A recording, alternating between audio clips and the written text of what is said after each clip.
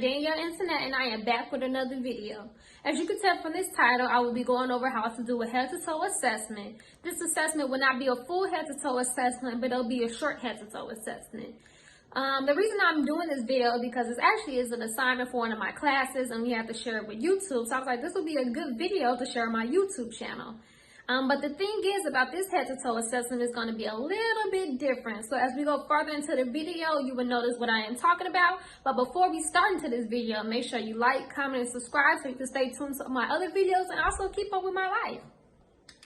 Before starting the assessment, I want to go over some things that will be needed in order to do a head-to-toe assessment. So one thing that is very important is that you will need a stethoscope. As you can see, this is the stethoscope that I have. It comes in pretty handy. And the reason that you'll need a stethoscope is so that you can go over lungs and heart sounds and also the abdomen.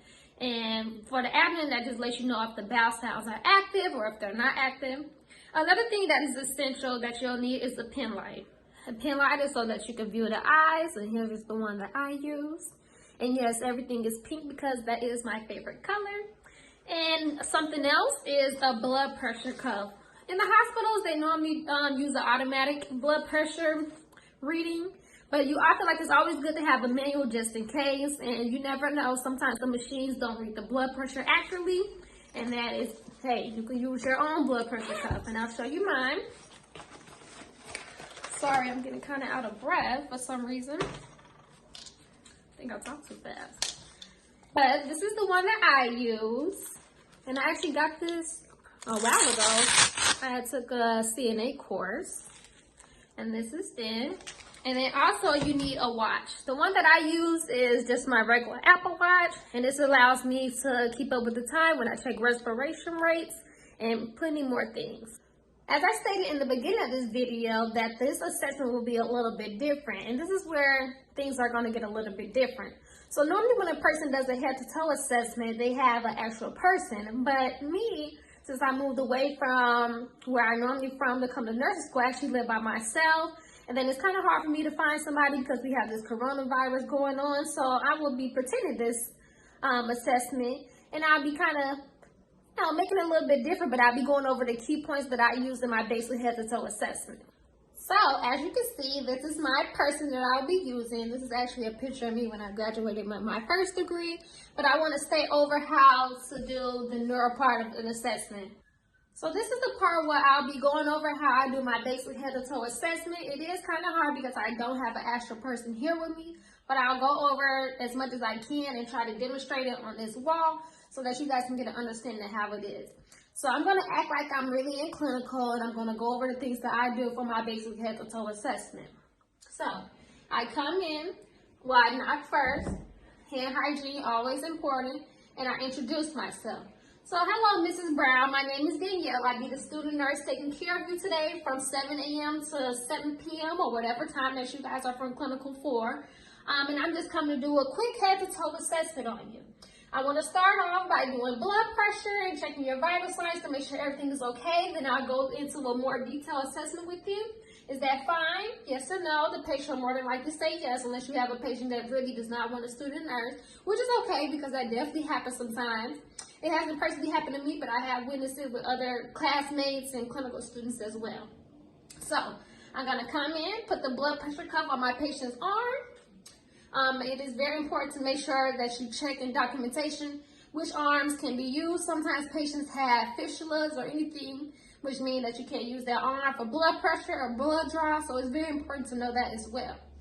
So you start off with the blood pressure cuff. You're going to put it on the patient, check the blood pressure, put the pulse ox on their finger to check their oxygen levels, and then we want to check their temperature as well. So while this is happening, you want to check your stopwatch because you want to monitor their respiration rates. And if many of you are aware, respiratory rates are supposed to be from 12 to 20 per minute.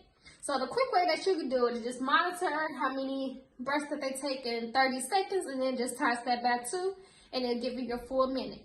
But if you feel that you need to take the full minute to do it, that's perfectly fine. But I just told you guys a shortcut of how to do it. So once the vital signs are done, you want to take the equipment off. And when I start my head-to-toe assessment, I literally start from head to toe. And the reason that I do this is to help me not forget things that I need to do. Sometimes it does happen where you forget things, and it's okay. You can go back to that client and just get that done. So here I go. So I always start with the head, and I like to feel the head and the neck to make sure that it's not, there are no lymph nodes present, any swelling or anything like that. So I literally just palpate around. After that, I start by checking their eye, and I'll use my pen light for that. So I literally check one eye at a time. So left eye or right eye, doesn't matter. Then you go over and check the other eye. Then after that, I use my pen light and just check their mouth. And this is good to make sure that the mucous membranes are not dry. They're supposed to be moist. The tongue is supposed to be pink and moist as well. So I have the client open their mouth really wide. Put my pen light on to get some light. And I just check inside the mouth. Okay, so that is good. So also, one thing that's important while I'm doing my, taking my vital signs that I forgot to leave at, that I forgot to mention was the neuro. It is always important to ask the client these questions to make sure that they are learning oriented. And these questions include asking them their name and date of birth. You want to ask them if they know why they're in a hospital. You want to ask them if they know what year it is, who's the president. And you can also ask them if they know why they're in the hospital. If they're able to answer all four of those questions, that's A and O times 4. But majority of the time, we just normally do A and O times 3. So they kind of leave out why why you're in the hospital. But hey, it's a plus if they can do it. So like I said, I go down to the neck, I check if there's any lymph nodes and everything like that. So after that part is done, you want to move down to the chest. And when you get to the chest, this is how you check for lung sounds, heart sounds, and anything. You can ask me any questions like that. So when you're listening to heart sounds, it is very important that you know the placements of where to put your stethoscope. So there are 5 places where you put your stethoscope to listen to heart sounds. So a mnemonic that I learned in school was all patients take medication. So I'll go over this with you. So on the right hand side, you're going to have the aortic point where you put, it's going to be on the right hand side where you place your stethoscope. Then on the left hand side, you're going to have pulmonic. And then you go down a little bit and you're going to have Ehr's point. You're going to have to go down a little bit more. You're going to have tricuspid. And then go over to the left a little bit more. And then you'll have mitral valve. So I'll demonstrate that right now for you guys. So you put your stethoscope on, and it's very important that you put your stethoscope on the right way. When I first started nursing school, I definitely did not have my stethoscope on the right way. So let me put this down. So with your diaphragm, you want to make sure that it's on. So you just placed it on the aortic valve. Listen for a couple seconds to see what kind of beats they have. Then you want to move it to the pulmonic side. It's funny because I actually hear my TV. So then you want to go down to Ehr's point. Go down a little more for tricuspid. And then you're going to shift over a little bit and have your mitral. There you go. So that's how you assess for heart sounds. So when you get to the chest, you also want to demonstrate or listen to lung sounds. So this is very important because it lets you know if the lungs are clear. Sometimes a patient might have wheezing, crackling going on, or it really depends on why their situation or why they're in the hospital. So I demonstrate that as well. So when you're listening to lung sounds, it is important to have the patient do breathe in and out on different placements that you will with a stethoscope. So I always start from the top, have them breathe in and out, then I move over, have them breathe in and out, then I go down, have them breathe in and out, then I go over to the right side, have them breathe in and out, go down, breathe in and out, breathe in and out, breathe in and out. And you always want to make sure that you shift over, head over, shift over as well. So you can do this.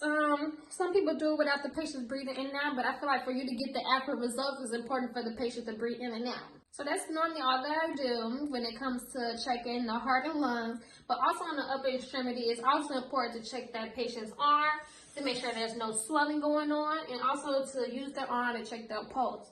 And when you check their pulse, you want to do that at the same time so you can see if they're bilateral and equal and see if there's any differences as well. Another thing that I do is strength. Upper strength is very important. So what I do is I have the patient squeeze my hands as hard as they can, and I also will have them push down on my hand and push up. So those are some things that I normally do with the upper extremities. So now it is time to go over the lower extremities. So what I start with is I always start out with the abdomen. And when you do the abdomen, it's very important that you ask them some questions too. It's more than just listening with your stethoscope for bowel sounds. It's important to let's ask them when was the last time they had a bowel movement. When did they urinate? Was it painful? What color was it? You can ask the color for the bowel movement too. Ask them if they have any issues with having their bowel movement, like any straining going on, any blood present. And then you can also ask them about diet too. This is the perfect time where I ask about diet. So how do you normally eat? Do you drink a lot of fluids? And anything like that, just to gather more information. And when I do my assessments, I like to talk through it because I feel like if you don't talk through it, it can get very awkward. So I'm going to demonstrate how I do my abdomen assessment right now. So I'm going to put on my stethoscope. Remember, make sure that you put it on the right way. This is how your stethoscope is supposed to be put on, like this. So it's supposed to be pointing outward. So when you check abdomen sounds, it's best that you always start in the right lower quadrant and then work your way up. So you go listen to the bowel sounds, see if they're active, if they're not active, if they're hyperactive. And some things that you can know is if they're hyperactive, then they probably have some diarrhea going on. And if they're not active, then they could be constipated as well. So I start at the right lower quadrant. Listen for a few seconds. Go to the right upper quadrant. Listen. Left upper quadrant.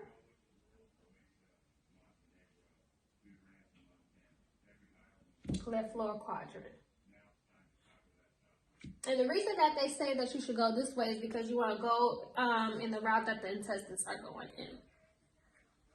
So now you want to start by palpating. This is good to making sure that there's no tenderness going on. If there's tenderness going on, somebody can have appendicitis and many more issues. So when you palpate, you don't want to do a deep palpate. You're just going to do firmly pressing like this. So I press down and kind of roll a little bit like this. Ask the client if there's any pain present when I press down. Then I go up to the right upper quadrant and I do the same thing, kind of just press down like this. Then I go to the left upper quadrant and I do the same exact thing. Go like this and ask them if there's any pain or tenderness with this. Then I go down to the left upper quadrant and ask if there's any pain or anything with this. So that is pretty much it for the abdomen. So when I go down for the legs, this is the things that I do. I kind of rub the legs to see if there's any edema present, which and for many of you that don't know what edema is, it is swelling of the legs, but the swelling can be anywhere. It could be the arms and the legs, hands, feet. That's why it's always important to check those extremities. So I check their legs and see if there's any edema. This is also a good time to assess patient's skin when you're doing assessment. So I'm checking for their skin, seeing if there's any swelling, redness, or anything. And I go down to the legs, I check for their pulse. And remember, you want to do it on both extremities, left and right, because you want to see if their pulse rates is the same equally.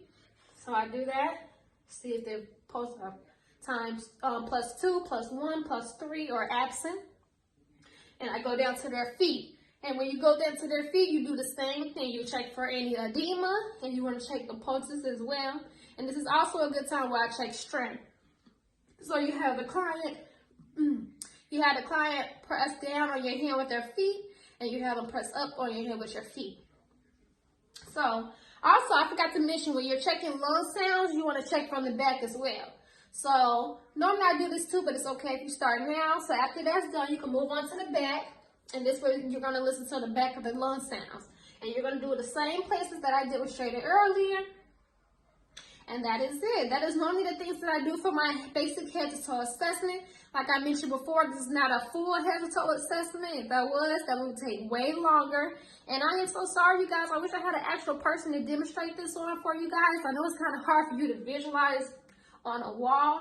But when I find someone after this coronavirus and all this stay-at-home orders are gone, I'll do a better assessment for you guys, and I have an actual person so you can actually see physically what I am talking about, because I know it's kind of hard to really pay attention when you're not actually seeing this. So you guys, please let me know if I missed anything. Let me know how you guys do your head to toe assessment. Well, your basic head to toe assessment. You don't want a full head to toe assessment, but yeah, you guys, thank you for watching this video. This assignment was ready for class, but I felt like it was okay for me to share with you guys. And stay tuned for my next video. Thank you so much.